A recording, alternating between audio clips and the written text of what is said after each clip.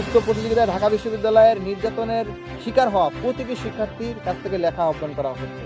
এখানে 23-24 সেশন হচ্ছে সর্বশেষ যারা নির্যাতনের শিকার হয়েছে, 1 মাস বা 1.5 মাসের জন্য হলেও, আর সিনিয়র হিসেবে হয়তো 9-10 সেশন বা আরও 90 ডাকসু পর্যন্ত চলে যেতে পারে। তো এখানে যারা যারা যে সকল ফেসিবাদের নির্যাতনের শিকার হওয়া ভিকটিমগুলো প্রত্যক্ষ সাক্ষী যারা আছেন বা যারা দেখেছেন তিনি নির্যাতন হয়েছেন অথবা তার বন্ধুবান্ধব নির্যাতন হয়েছেন, তারা তাদের স্মৃতিগুলো লিখে আমাদের এখানে পাঠাবেন। লেখা পাঠানোর শেষ তারিখ 30 এপ্রিল 2026। লেখা পাঠানোর শেষ তারিখ 30 এপ্রিল 2026। প্রতিযোগিতার নিয়মাবলী: লেখাটি গেস্ট রুম, গণরুম ও ফেসিবাদী নির্যাতন সংশ্লিষ্ট যে কোনো ধরনের স্মৃতিচারণমূলক হতে হবে। এক্ষেত্রে স্মৃতিসমূহ ঢাকা বিশ্ববিদ্যালয়ে নিজের সাথে ঘটে যাওয়া, নিজ চোখে দেখা কিংবা প্রত্যক্ষদর্শীর জবানবন্দির মাধ্যমে উঠে আসা ঘটনা হতে হবে। লেখার একটি নিজস্ব শিরোনাম দিতে হবে।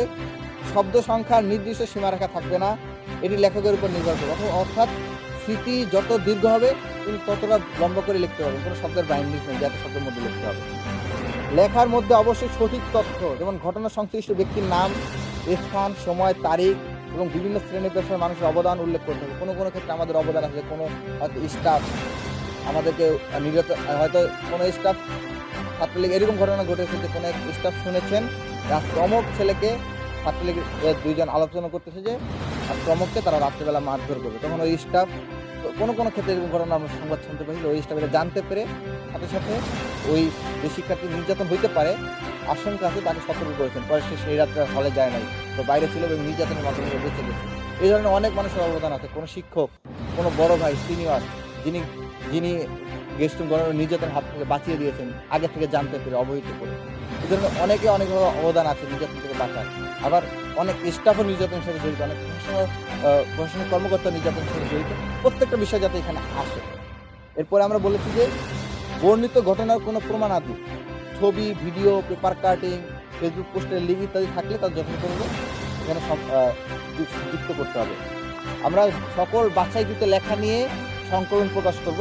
এই লেখাগুলো এখানে আসবে, এগুলো বাছাই করে আমরা একটা সংকলন প্রকাশ করব।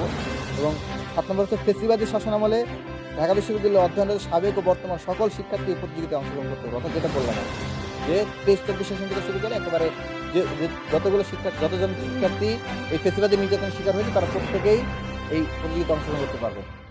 লেখাটি ওয়ার্ড ডকুমেন্ট ফাইলে বাংলায় লিখতে হবে। হাতে লিখে ছবি তোলা বা পিডিএফ ফাইল গ্রহণযোগ্য নয়।